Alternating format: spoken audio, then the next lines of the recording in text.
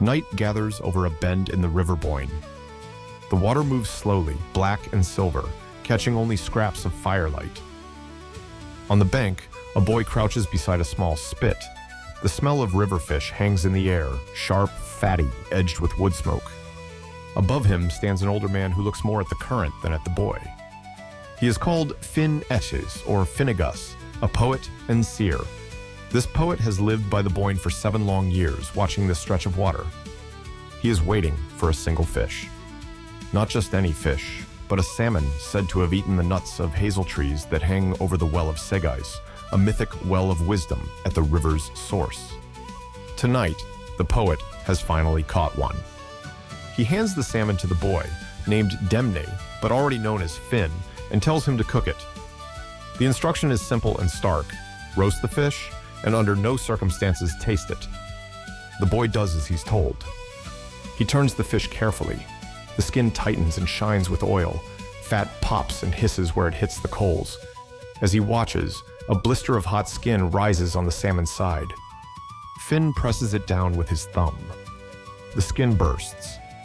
A drop of burning fat leaps onto his thumb. Before he can think, the boy puts the thumb into his mouth. It is only a reflex. But in that instant, the story says, something flares behind his eyes. The shapes of the riverbank, the dark hazels, the pattern of stars over the Boyne, all of it sharpens. His mind floods with verses he has never learned and patterns he has never been taught. By the time the old poet returns to the fire, the boy is no longer quite the same. This is how one of Ireland's most famous heroes, Fionn Cumhaill, first tastes wisdom, not in triumph, but in a burn, a mistake, and one forbidden taste of a sacred fish. But where did the story come from? And why did generations of storytellers decide that the road to wisdom had to run through fire?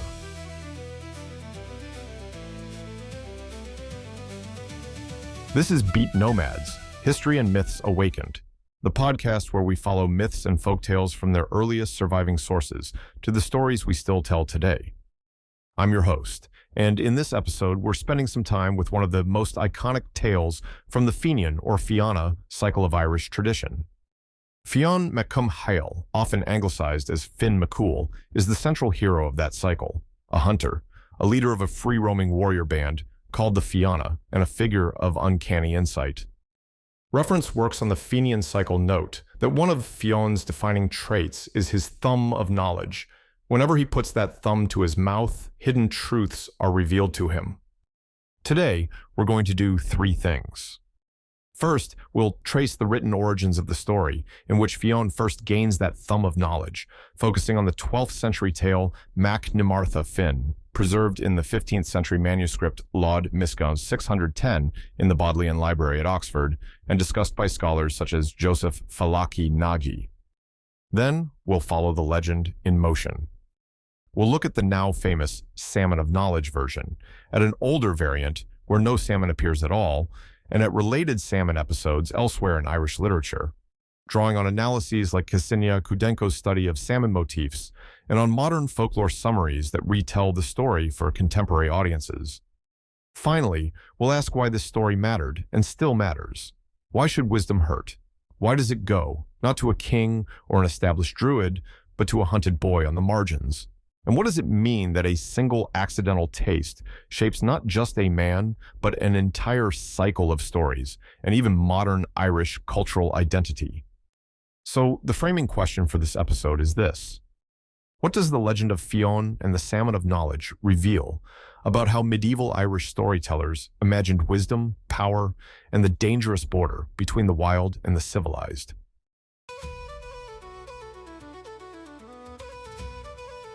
Now, as the legend is usually told today, we meet Fionn as a boy cooking a mystical salmon for his master on the Boyne. That's a real strand of tradition, but to understand how we get there, we need to ask a more basic question. When and where does the story first show up on the page? The earliest complete written account of Fionn's childhood that includes the salmon episode comes from Macgnímartha Finn, the Boyhood Deeds of Finn. The tale survives in Middle Irish in the Laud Miscon 610 manuscript, copied in the 15th century but thought by scholars such as Joseph Falaki Nagy to go back to around the 12th century in composition. According to this text, Fionn is not born a famous hero. He is born Demne, the posthumous son of Cumhaill, leader of the Fianna, a semi-independent warband that exists uncomfortably alongside the kings of Ireland. Summary articles on Fionn's legend note that Cumhaill is killed by a rival, Gull Macmorna, leaving Demne a hunted child whose very lineage is a danger. Demne's mother, Muirna, sends him away to be raised in secret by two warrior women, Bodbamall and Liath Luachra, the Grey One of Luachair, who train him in hunting and combat in the remote forests, often identified with Sliabh Bladma. In other words, long before the salmon appears, the tradition imagines Fionn as a child of exile in the wild, not of settled royal courts. As Macgnímartha Finn continues, the boy's first exploits in hunting and fighting are described, and an important detail emerges. Other youths begin calling him Finn, meaning fair, or bright, which eventually replaces Demno as his primary name. Modern summaries, such as the Irish Road Trip's overview of Fionn's legend, echoed this emphasis on his hidden childhood and gradual emergence. The literary context of this story matters. Macgnímartha Finn belongs to the Fenian Cycle, a body of narrative about Fionn and his band that runs alongside the Ulster and mythological cycles in early Irish literature. These tales were written down by Christian monks in scriptoria, as Provincias Macana and others have shown, but they preserve and reshape much older heroic material. Scribes sometimes add Latin marginal notes distancing themselves from fables, even as they carefully copy them, which tells us that by the time this salmon story is written, it already belongs to a half-remembered pre-Christian world. There is also a line here between what we know and what we guess. We can say with confidence that by the 12th century, a coherent tale existed in which Fionn's prophetic power was explained through a boyhood incident involving his thumb and a salmon. We know this because we can point to Laud Misc 610 and to editions and translations of Macgnímartha Finn produced in the 19th and 20th centuries. What we cannot date securely is how long the story lived in oral tradition before that. Nagy and others argue that the figure of Fionn as an outlaw hero and wisdom figure probably circulated in performance for centuries, but that is a hypothesis based on comparative analysis of the texts, not on explicit records. For our purposes, we'll follow the paper trail to its firmest point, a medieval Irish prose tale in which a boy named Demne becomes Fionn and a burned thumb becomes the hinge of his destiny. And that takes us back to the Boyne. Because as Macgnímartha Finn moves from the forest to the riverbank, something in Fionn's story changes forever.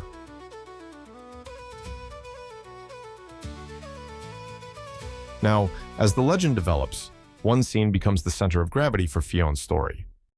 In Macgnímartha Finn, after his time in the wild, Demne seeks training in poetry and wisdom.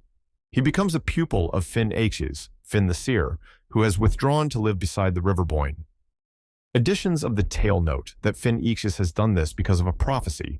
He has been told that he will gain complete knowledge if he eats a particular salmon that swims in a pool of the Boyne called Linn Feich Feck's Pool. This links our tale to a wider complex of Irish myths surrounding the Boyne and the Well of Sagai's.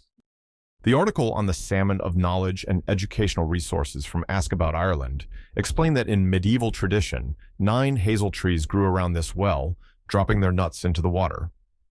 The salmon that fed on these nuts absorbed their wisdom, and whoever ate one of those salmon would know all things. In the story, the poet finally catches such a salmon. He does not cook it himself. He gives that task to his young student, Demne, and explicitly warns him not to eat any of it, echoing the kind of strict taboo familiar from other wisdom tales across Celtic and European traditions. Demne goes to work at the spit. The medieval text lingers on the moment of crisis. As the fish roasts, a blister appears on its skin. When Demne presses it down with his thumb, hot fat scalds him. The boy, reacting instinctively, sucks his burnt thumb. When Finn Éaches returns and looks at him, he realizes something has changed and questions the boy. In Meyer's translation, and in later retellings, the master asks whether Demne has eaten any of the salmon. The boy answers that he has not, but admits he burned his thumb and put it to his mouth. At that point, Finn Éaches understands that the prophecy has been fulfilled, but not in the way he imagined. He gives the boy the whole salmon to eat, and tells him that Finn is his name, recognizing that the fish's knowledge has gone to his pupil, not to himself. From this day on, the tale explains, whenever Fionn presses his thumb against his tooth and recites the proper poetic formulas, nothing remains unknown to him. Scholarly descriptions of early Irish poetics note that Macgnímartha Finn explicitly connects this practice to 3 recognized techniques of inspired knowledge associated with professional poets and seers. A few clarifications help here. First, the medieval text does not use the modern label Salmon of Knowledge. That English phrase, Braden Feasa in Irish, is a later crystallization used in folklore collections and educational materials, but the underlying idea, the salmon from a wisdom well whose flesh confers knowledge, is already present in the 12th century story. Second, the origin story is designed to explain an ongoing power. Fionn's thumb is not a one-time key. Later texts from the Fenian Cycle, most notably the long narrative A Calam na Seigneurach, the Colloquy of the Ancients, refer back to Fionn's tooth of wisdom, det fis, as the way he discerns the true nature of uncanny encounters during his adventures with the Fianna. Third, and most importantly, the salmon episode quietly shifts the social location of wisdom. The fish and the prophecy were aimed at a learned poet, living in semi-retreat by a sacred river. Instead, ultimate knowledge slips sideways to a boy who has lived as an outlaw and fosterling, neither fully inside nor outside society. Joseph Nagy, in The Wisdom of the Outlaw, argues that this is crucial to Fionn's character. He is always half on the edge, belonging to the wild as much as to the royal court, and his wisdom is marked by that in-between status. But the Boyne salmon is not the only way the Irish tradition explains his thumb of knowledge. Earlier hints in the textual record show a different, stranger story of how that thumb was wounded.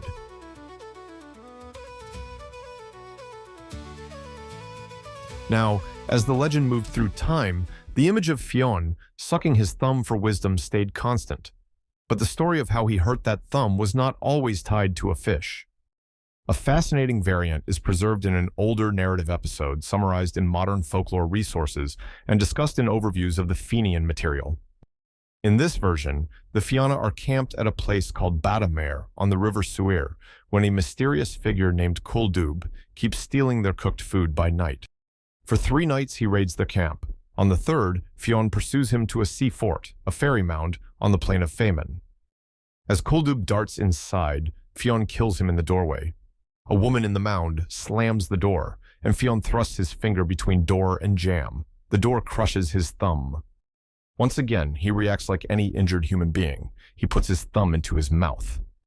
According to summaries of this episode in Irish folklore reference sites and scholarly discussions, that is the moment when mystical knowledge floods him, just as it does in the salmon story. He chants an incantation, and mystic knowledge illuminates him. No salmon appears.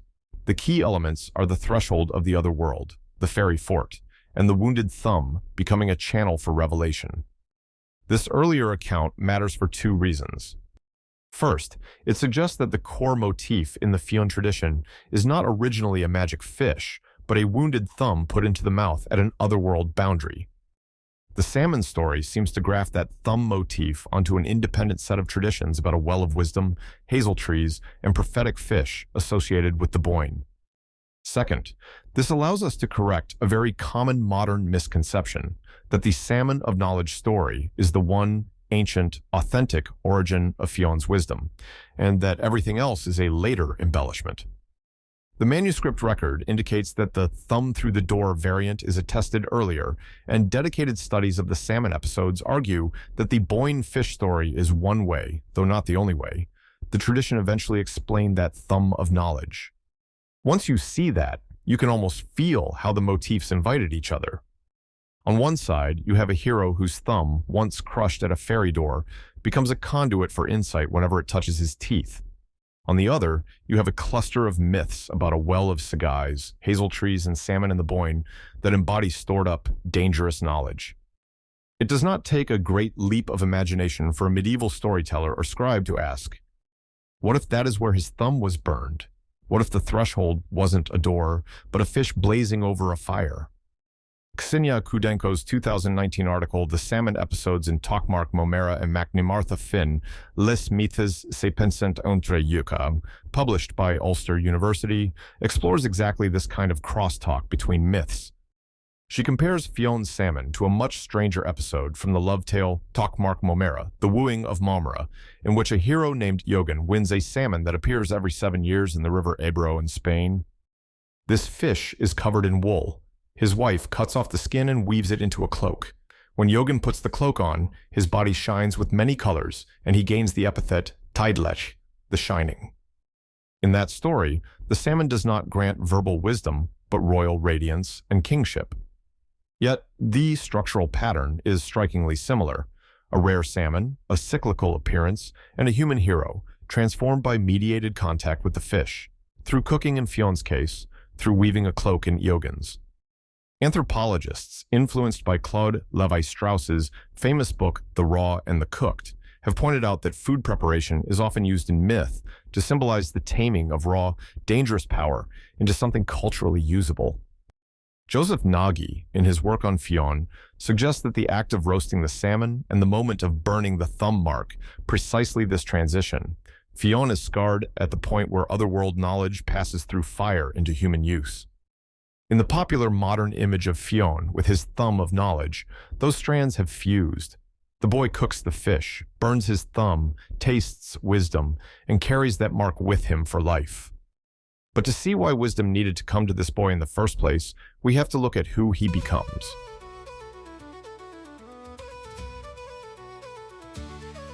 Now, as medieval narratives move beyond Fionn's childhood, the boy with the burned thumb grows into the leader of the Fianna, a band of warriors who roam Ireland's forests and borders. Longer texts, such as Acallam na Senyarach, composed around the 12th century but surviving in later manuscripts, depict the Fianna as semi-independent military companies hired by kings in time of war, but otherwise surviving by hunting, collecting tribute, and raiding. Modern summaries from Irish cultural sites likewise describe them as existing just outside formal structures of law and kingship, bound by their own tests of strength and codes of loyalty. This halfway status echoes Fionn's own life. Even after gaining the salmon's wisdom, Macgnímartha Finn shows Fionn moving from court to court under false names, serving kings who are both fascinated and frightened when they realize he is Cumhall's son. In other Fenian tales, he eventually claims his inheritance and is recognized as leader of the Fianna after he defeats the fire-breather Ailen, who has been burning the royal site of Tara each Samhain. Reference pieces on Fionn's legend note that this victory marks his emergence as a protector of the High King's realm rather than a pure outlaw. Throughout these adventures, the thumb of knowledge functions almost like a narrative device. When the Fianna encounter mysterious strangers, cursed houses, or uncanny landscapes, Fionn sometimes puts his thumb to his tooth and recites the proper charms.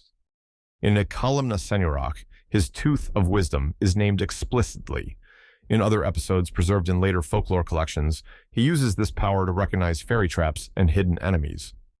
Modern scholars such as Nagy argue that this blend of wildness and insight is key to Fionn's appeal. He is not a cloistered poet or a sedentary king. He is someone who moves along the borderlands between wilderness and settlement, youth and adulthood, human and otherworld, and brings back knowledge that settled society needs but cannot safely seek for itself. From a cultural historical angle, that makes sense. Early Irish society, as reconstructed from legal tracts and annals, depended on fighters to defend territory and poets to preserve and shape communal memory. The Fenian Cycle brings those roles together. Fionn is at once a war leader and, through his thumb of knowledge, a kind of walking oracle. The salmon story, then, is more than a colorful anecdote. It gives narrative shape to this hybrid role. The greatest warrior is also the one who, for a moment as a boy, came dangerously close to a well of knowledge and was changed by it. In later centuries, that double nature allowed the Fionn tradition to be used in very different ways.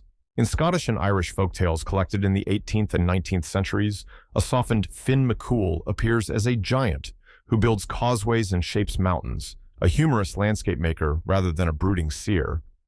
During Ireland's Gaelic revival and revolutionary period, youth organizations and nationalist groups such as Na Fianna Éireann deliberately evoked the Fianna as a model of brave, disciplined, quasi-outlaw youth.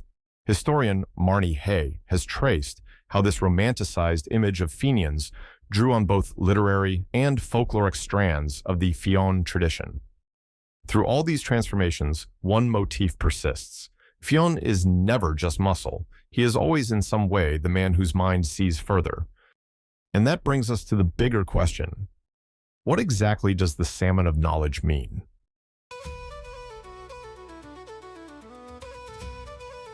So what does this legend say about wisdom, and why does it still resonate? Let's begin with the salmon itself. In medieval Irish poems and tales, salmon are more than dinner. As scholars of Irish literature have noted, they are often used as metaphors for princes and champions, strong, swift, fighting their way upstream. Several bardic praise poems liken a chieftain to a salmon of the Shannon, or a fortunate salmon, to emphasize both prowess and good fortune. When this royal fish is linked to the well of Sagais and the hazel trees, another layer is added. Hazelnuts, in Irish tradition, are sometimes associated with inspiration and divination. Modern folklore overviews point out that hazel rods remain a common tool in folk practices of dowsing and seeking hidden things.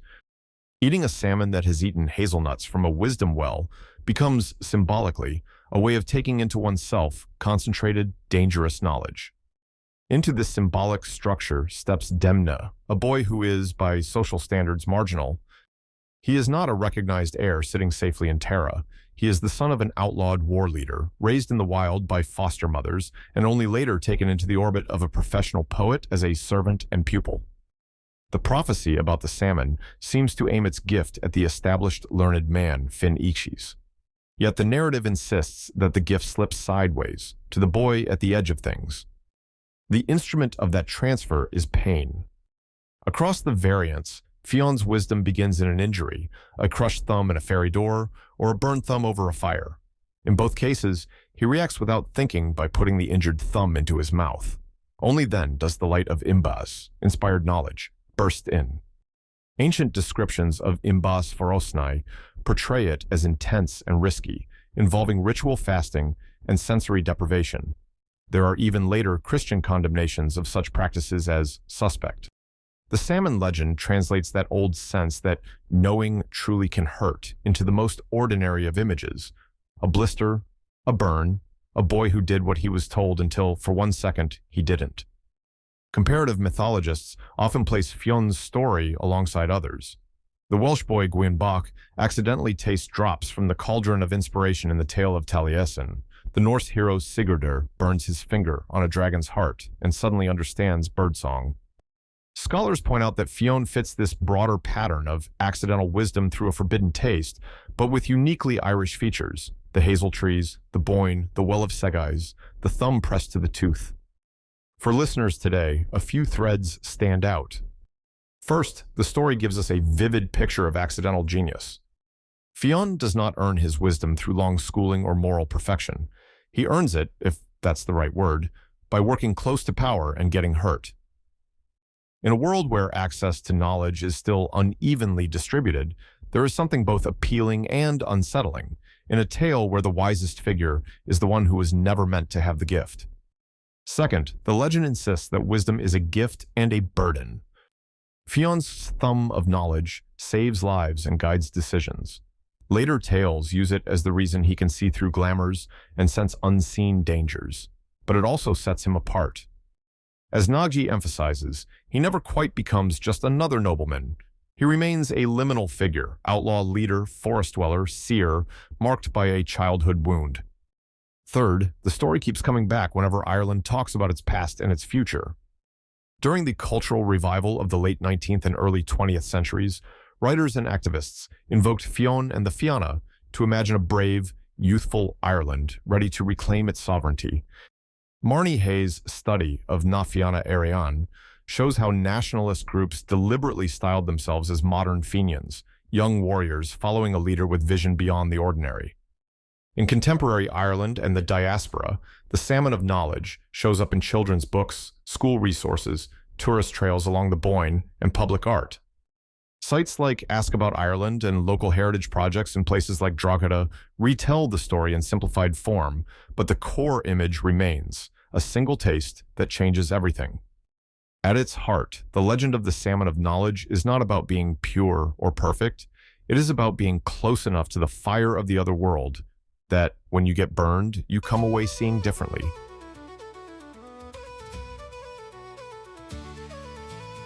So, what have we learned?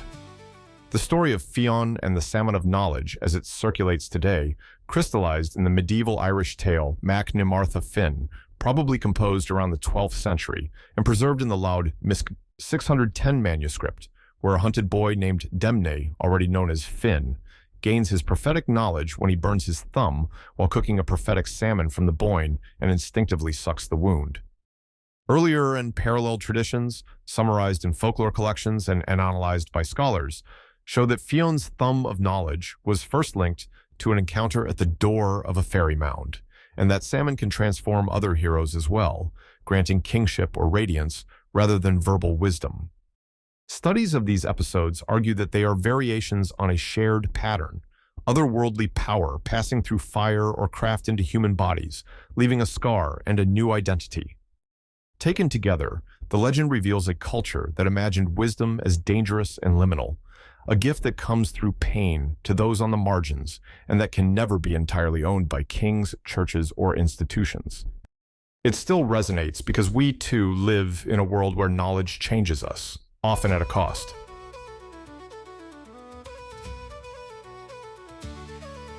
If you enjoyed this deep dive into Fionn Cumhaill and the Salmon of Knowledge, the best way to support the show is to follow it in your podcast app and leave a review. It helps other listeners find these stories and keeps the series going. Next time, we'll stay in the Irish tradition but leave the river behind. And a story that we'll look at together is about Banshee, a female spirit in Irish folklore who heralds the death of a family member, usually by screaming, wailing, shrieking, or keening. Until then, thanks for listening, and may your own tastes of wisdom be just fiery enough to change you, and not so hot that they burn you away.